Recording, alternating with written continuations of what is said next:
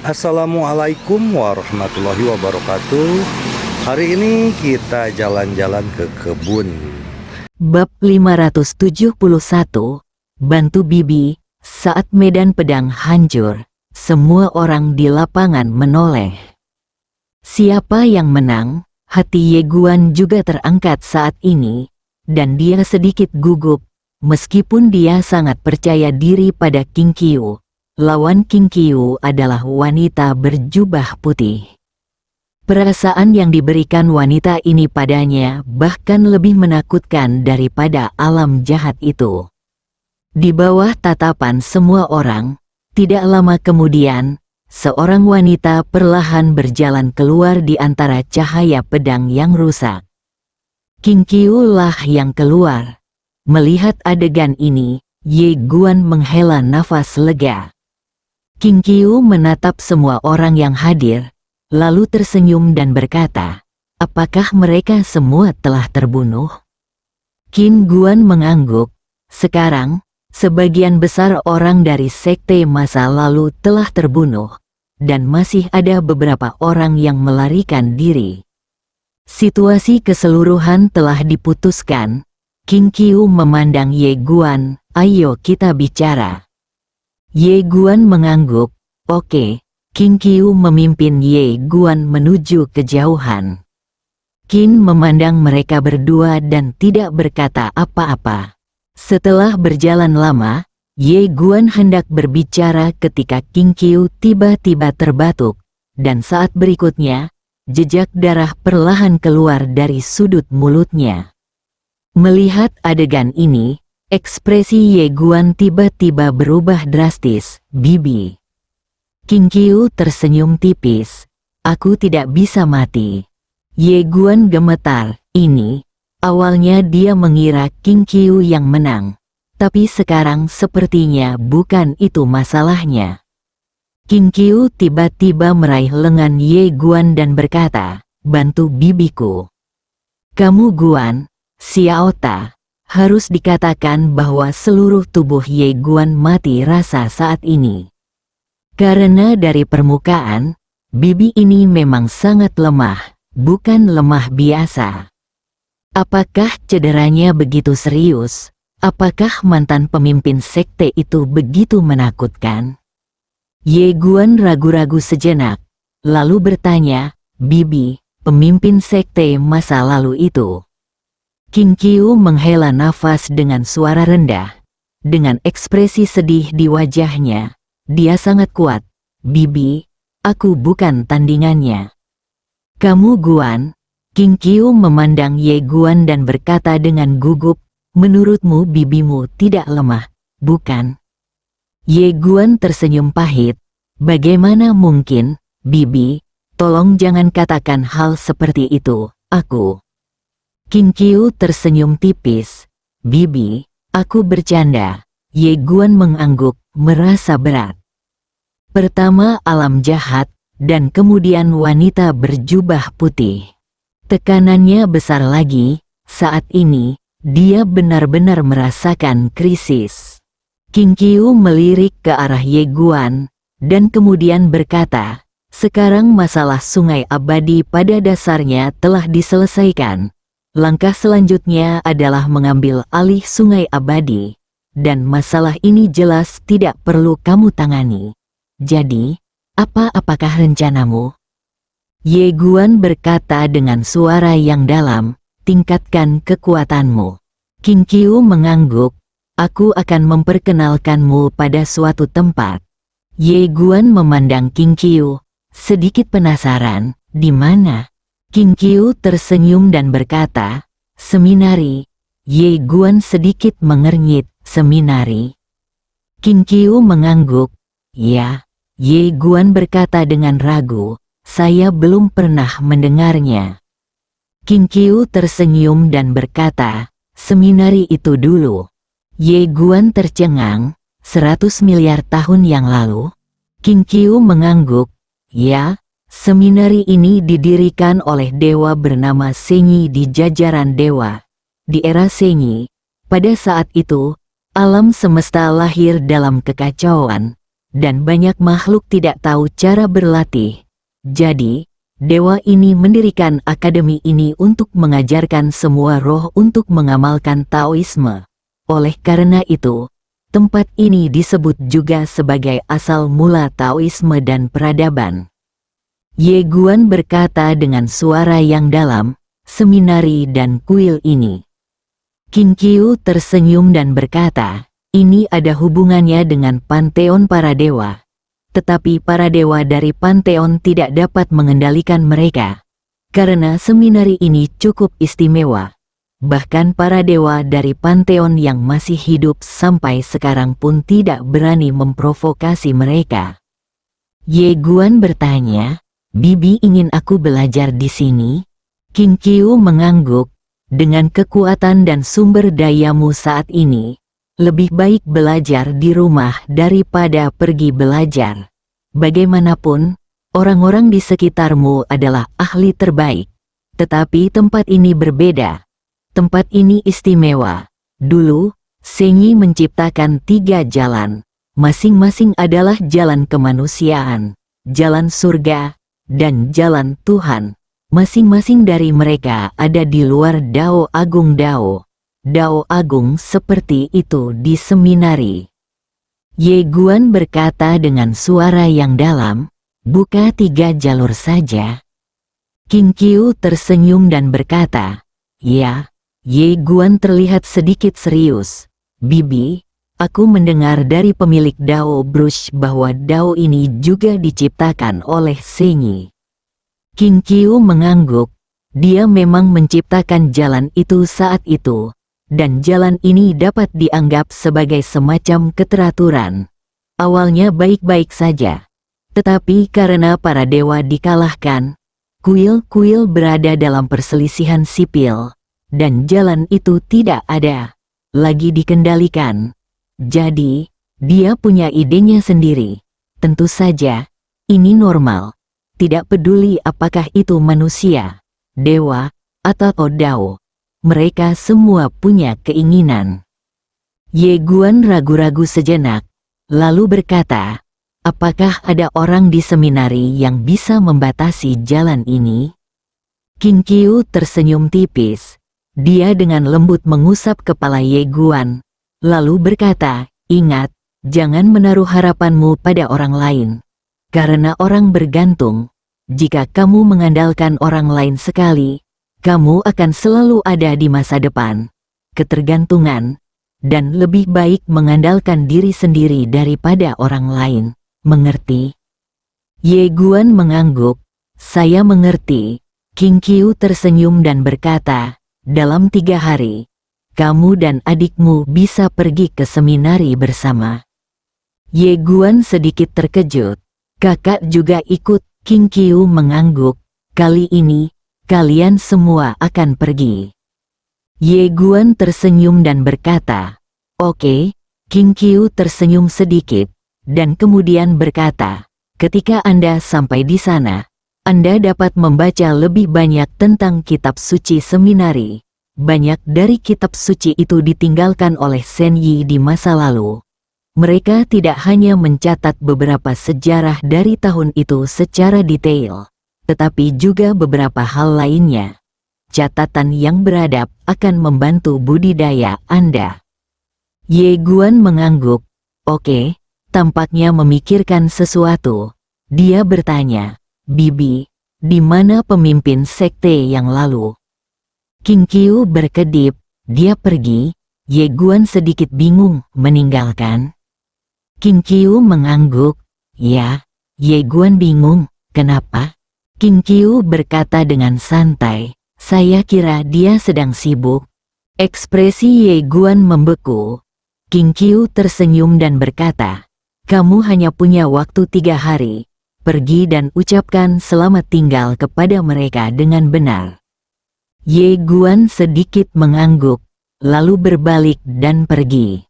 Melihat Ye Guan menghilang di kejauhan, Qin Qiu menyeka darah dari sudut mulutnya, lalu menggelengkan kepalanya dan tersenyum. Saat ini, 3 wanita perlahan berjalan keluar tidak jauh di belakangnya. Itu adalah Ye Qingqing dan 3 lainnya. Keempat takdir berkumpul. Ye Qingqing memandang Ye Guan yang pergi dari kejauhan dengan mata dingin.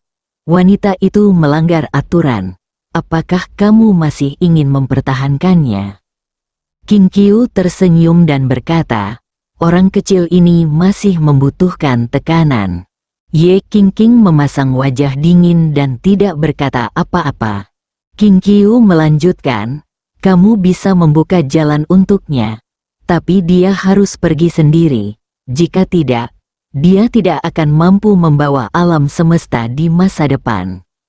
Ye Qingqing berkata dengan lembut, saya tidak mengerti mengapa Anda ingin dia membawa alam semesta ini dan begitu peduli. Qing Qiu tersenyum tipis, meraih tangan Ye Qingqing dan berkata dengan lembut, di zaman kita, jika ada ketertiban, saudaraku tidak akan mati di tangan surga. Mendengar ini, wajah Ye Qingqing langsung menjadi dingin. Wajah 2 Tianming lainnya juga menjadi sedikit jelek. Seringkali, orang-orang kuat dipaksa keluar, sama seperti beberapa pemberontak di dunia sekuler. Jika keadaan sedang baik dan mereka mempunyai cukup makanan, berapa banyak dari mereka yang bersedia mengambil risiko untuk memberontak? Jika dulu ada keteraturan di dunia, mungkin tidak akan ada takdir yang tak terkalahkan setelahnya. Ye Qingqing tiba-tiba berkata, saya juga ingin pergi ke seminari. Tu Ye berkata, baiklah, ayo pergi dan melihat. Tianming dengan rok putih berkedip, jika kalian semua pergi, maka saya akan pergi juga. Qing Qiu melirik ketiga wanita itu, menggelengkan kepalanya dan tersenyum. Dia secara alami tahu mengapa ketiga wanita itu pergi, karena dia telah menerima kabar bahwa keduanya akan pergi ke seminari. Qing Qiu tiba-tiba berkata, jika kalian semua pergi, maka aku akan pergi juga. Gadis ketiga, Ye Guan menghampiri Qin Guan, dan Qin Guan tersenyum dan berkata, apa yang bibimu katakan padamu? Ye Guan Dao, bibi saya ingin saya dan saudara perempuan saya pergi ke seminari. Seminari, Qin Guan Dai sedikit mengernyit. Melihat ini, Ye Guan bertanya, apakah kamu tahu seminari ini? Qin Guan mengangguk, mengetahui sesuatu tentang zaman dulu adalah tujuan kita selanjutnya. Ye Guan sedikit terkejut, target selanjutnya? Qin Guan mengangguk, ya, tempat ini terkait erat dengan jajaran dewa. Oleh karena itu, target kita selanjutnya adalah jajaran dewa dan zaman dulu. Namun, kita harus memperlambat sekarang. Karena yang baru dihancurkan meninggalkan masa laluku sekte, saya sekarang perlu mengintegrasikan seluruh sungai waktu dan alam semesta. Ye Guan mengangguk, benar, sekarang Guangxuan Universe baru saja mengambil alih sekte masa lalu. Yang perlu dilakukannya adalah mencerna seluruh sungai waktu terlebih dahulu. Sulit untuk menaklukkan suatu negara, tetapi lebih sulit lagi mengelolanya. Qin Guan berkata sambil tersenyum, ketika kami pergi ke seminari, Anda dapat membantu kami memeriksa situasi di sana.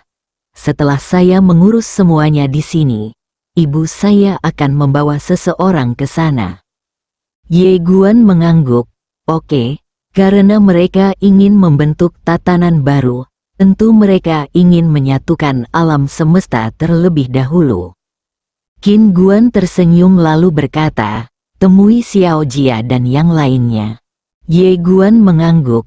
Setelah melihat Ye Guan pergi, Qin Guan terdiam beberapa saat dan kemudian tiba-tiba berkata, An Yu.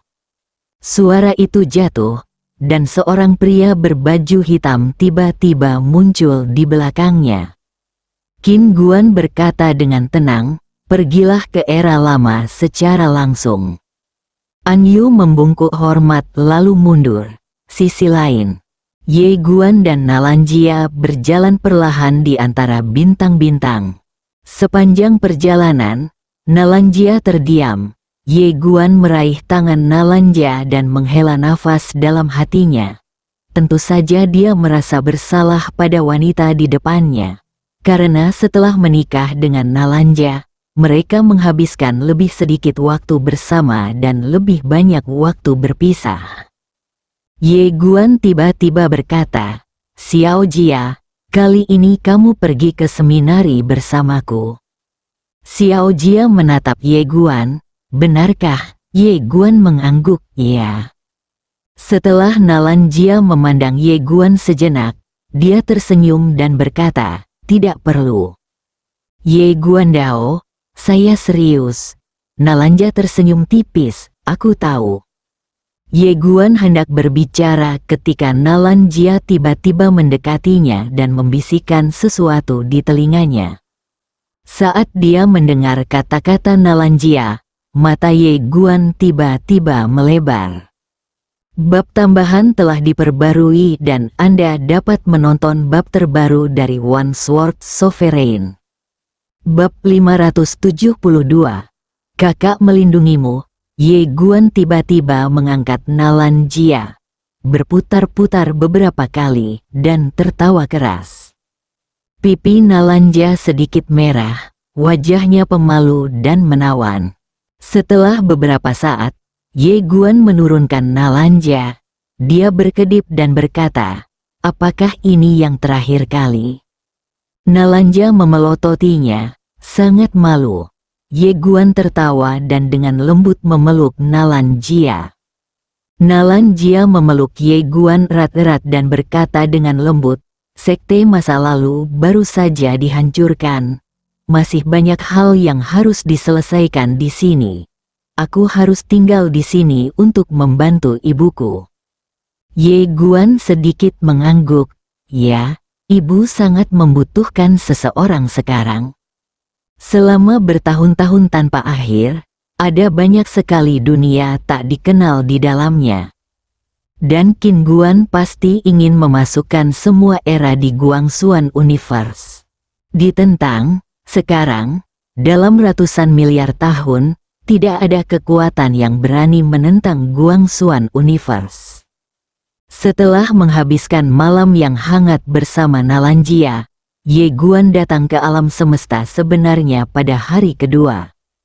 Tentu saja, dia datang ke sini untuk menemui Chisu.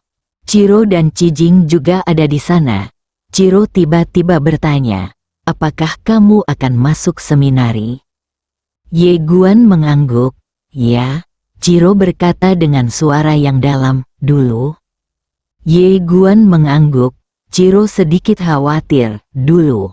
Jika masih ada kekuatan yang bisa menjadi ancaman bagi Guangxuan Universe, itu adalah kuil dan zaman dulu." Ye Guan tersenyum dan berkata, "Jangan khawatir, kali ini saya pergi ke zaman dulu. Pertama untuk belajar, dan kedua untuk memahami zaman lama ini." Ya Tuhan, orang ini bisa sangat dihormati oleh ahli Dao Pen. Dia jelas bukan orang biasa. Terlebih lagi, bahkan Dao diciptakan oleh pihak lain. Dia juga ingin tahu lebih banyak tentang orang yang begitu kuat dan meningkatkan kekuatannya sendiri. Omong-omong. Ciro mengangguk sedikit dan tidak berkata apa-apa lagi. Chisu tiba-tiba berkata, "Kakak." Ye Guan meraih tangan Chisu dan tersenyum. "Jangan khawatir. Dia akan baik-baik saja." Chisu meraih tangan Ye Guan dan berkata dengan lembut, "Aku tidak ingin menekanmu, aku hanya mengkhawatirkannya." Ye Guan mengangguk, "Saya mengerti." Saat dia mengatakan itu, dia menatap mereka bertiga, dan kemudian berkata, "Jangan khawatir tentang masalah Sister Zen, saya akan mengurusnya, percayalah." Chisu mengangguk. Ye Guan ragu-ragu sejenak, lalu berkata, "Sekarang alam semesta sejati dan alam semesta Guangxuan. Cijudao, jangan khawatir tentang ini. ibumu dan aku akan mengurus masalah internal ini. Ye Guan memandang Ciro, ibuku, mulut Ciro sedikit bergerak. Ye Guan meraih tangan Ciro dan tersenyum, milik kita. Anda tetap harus memperhatikan hal ini. Dia tidak peduli. Qin Guan harus peduli juga, jadi dia tidak boleh gegabah. Ciro memandang Ye Guan yang serius di depannya dan sedikit mengangguk. Ye Guan menoleh untuk melihat ke arah Cijing. Cijing mengangkat alisnya. Apa yang kamu ingin aku lakukan? Ye Guan berdiri dan memeluk Cijing, lalu memeluk Ciro dan Cisu. Aku pergi. Setelah mengatakan itu, dia berbalik dan pergi. Dia tidak merindukan pedesaan yang lembut, karena tekanannya sangat besar. Sekarang bukan waktunya untuk percintaan.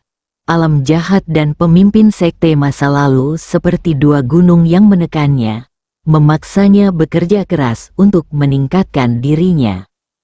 Berbicara tentang cinta, dia tidak punya pikiran sama sekali sekarang. Dia ingin meningkatkan kekuatannya sekarang.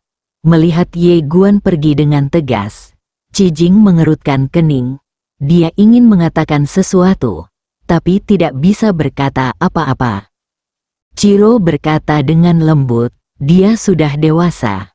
Cijing terdiam. Memang benar, dibandingkan sebelumnya, Ye Guan sekarang jauh lebih dewasa. Ciro tiba-tiba berkata, saya ingin pergi ke dunia perampokan untuk menemui kakak perempuan tertua saya. Cisu tiba-tiba meraih tangannya dan menggelengkan kepalanya. Dunia bencana, alam jahat ada di sana.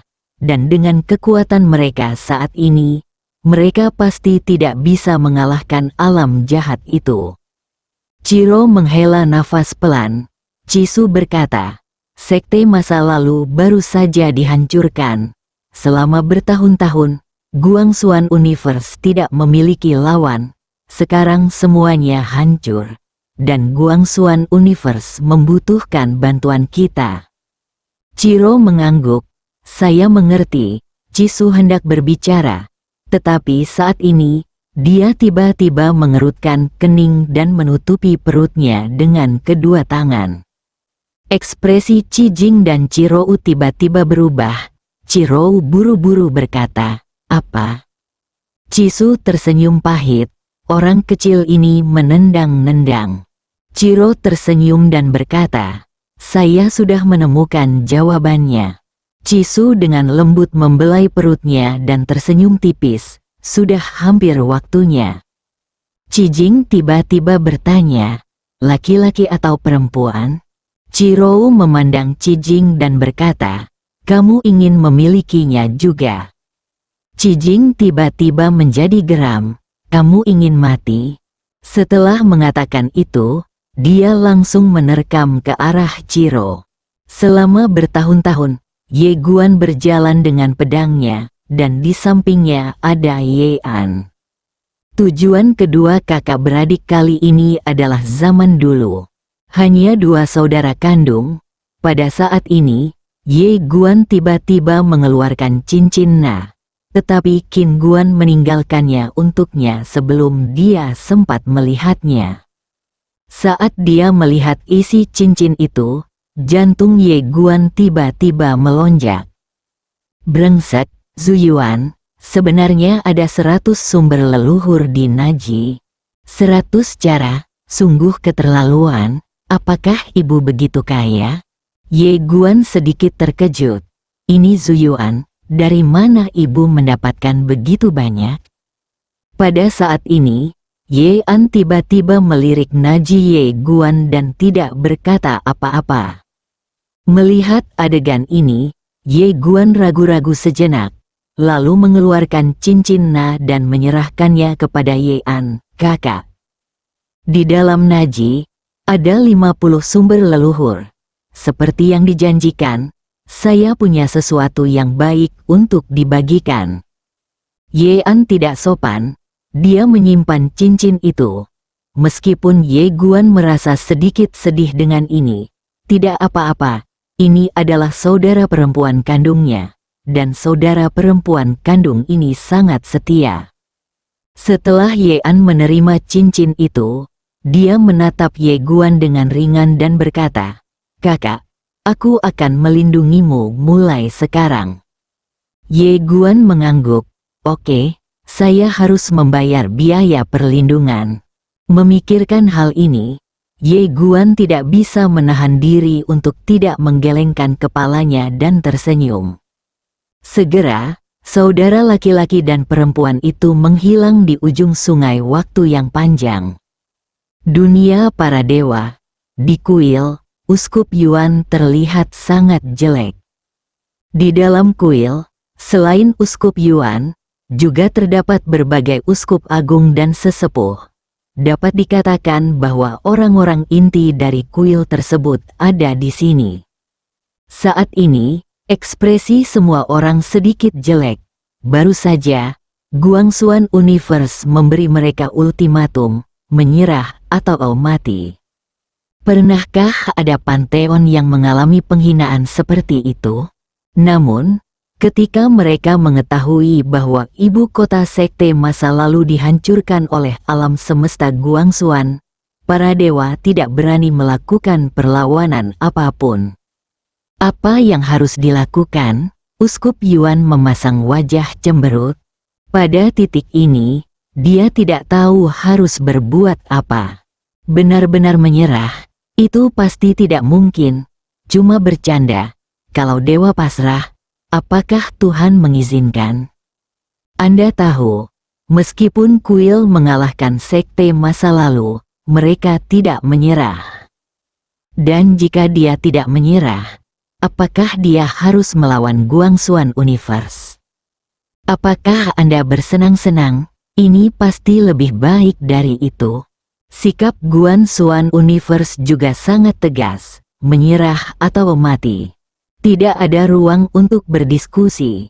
Ketika Uskup Yuan sedang dalam masalah, seorang lelaki tua tiba-tiba masuk ke dalam kuil. Pria tua itu membungkuk hormat kepada Uskup Yuan, dan kemudian berkata dengan penuh semangat, "Uskup, ada ramalan." Peramal, mendengar ini, semua orang di aula tiba-tiba berdiri. Tidak ada ramalan selama puluhan juta tahun, dan sekarang, ada ramalan. Di bawah kepemimpinan Uskup Yuan, semua orang buru-buru keluar dari aula, dan melihat cahaya keemasan tiba-tiba jatuh dari langit. Pemimpinnya, Uskup Yuan, juga perlahan berlutut, wajahnya penuh kesalehan. Dia sangat bersemangat saat ini. Oracle, ini tidak terjadi selama puluhan juta tahun. Tapi sekarang, saat Pantheon berada dalam bencana, sang Oracle muncul. Maksudnya itu apa? Artinya Tuhan tidak melupakan mereka? Tuhan selalu mengingatnya. Setelah beberapa saat, sebuah tiang emas terbang keluar dari cahaya keemasan, dan kemudian perlahan terbang ke arah Uskup Yuan. Uskup Yuan mengambil besi emas itu dengan hormat, dan ketika dia melihat isinya di dalamnya, dia tercengang. Para uskup lainnya memandang Uskup Yuan dengan rasa ingin tahu di mata mereka. Setelah beberapa saat, Uskup Yuan berdiri, dan segera setelah itu, perintah keluar dari kuil. Jajaran para dewa mengevakuasi dunia para dewa dan pergi ke zaman lama. Inilah yang dikatakan peramal, Tuhan ingin menyerahkan seluruh dunia para dewa. Meskipun Uskup Yuan ragu tentang hal ini, dia tidak punya pilihan selain melakukannya. Dia awalnya berpikir bahwa Tuhan akan muncul dan memimpin mereka ke pertempuran dengan Guangxuan Universe. Tetapi dia tidak menyangka bahwa Tuhan akan meminta mereka untuk meninggalkan dunia para dewa dan pergi ke zaman lama. Bukankah Tuhan berkehendak berperang dengan Guangxuan Universe? Setelah membaca ini, Uskup Yuan memiliki sedikit kekhawatiran di matanya. Tanpa berpikir panjang, Uskup Yuan mulai mengeluarkan berbagai perintah dan memimpin semua orang meninggalkan dunia para dewa. Tentu saja, mereka tidak bisa mengambil semua orang. Mereka hanya bisa mengambil orang-orang inti dari Pantheon dan beberapa monster jenius terbaik.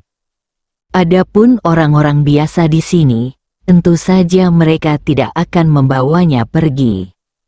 Orang-orang ini sekarang menjadi beban bagi dewa-dewa. Segera, jalan ilahi muncul di dunia para dewa, dan di bawah pengaturan para dewa, beberapa jenius terbaik dan personel inti di dunia para dewa semuanya diatur untuk pergi ke era lama. Evakuasi ini berlangsung selama beberapa hari. Setelah semua personel inti mundur, di depan kuil, Uskup Yuan memandang orang-orang percaya yang berlutut di kejauhan dan tetap diam. Ketika kuil-kuil dievakuasi, banyak orang percaya datang ke sini dan memohon kepada para dewa untuk membawa mereka. Jika memungkinkan, Uskup Yuan juga berharap untuk membawa pergi orang-orang beriman yang taat ini, tetapi sayangnya Guangxuan Universe tidak memberikannya kali ini. Uskup Yuan melihat ke angkasa yang jauh di kejauhan. Di angkasa yang tak berujung, Uskup Yuan melihat seorang wanita. Wanita tersebut mengenakan sarung lengan pendek dengan tangan di belakang punggung. Qin Guan, wanita ini ada di sini. Uskup Yuan mengalihkan pandangannya dan tidak berhenti lagi. Dia memasuki Shinto, dan saat dia memasuki Shinto mulai menghilang perlahan. Melihat pemandangan ini, orang-orang beriman yang taat di bawah tiba-tiba putus asa. Segera, suara ratapan yang tak terhitung jumlahnya terus terdengar dari lapangan. Pada saat ini, mereka tahu bahwa dewa mereka telah meninggalkan mereka dan mereka menjadi orang buangan. Pada saat ini, Qin Guan memimpin sekelompok orang kuat ke kuil. Dia berjalan perlahan ke dalam kuil. Dia menatap 5 patung yang berdiri dengan tatapan tenang. Pindahkan 5 patung ini. Setelah mengatakan itu, dia berbalik dan pergi. Ketika dia sampai di pintu, dia berkata lagi, "Letakkan patung anakku di sini." Bersambung.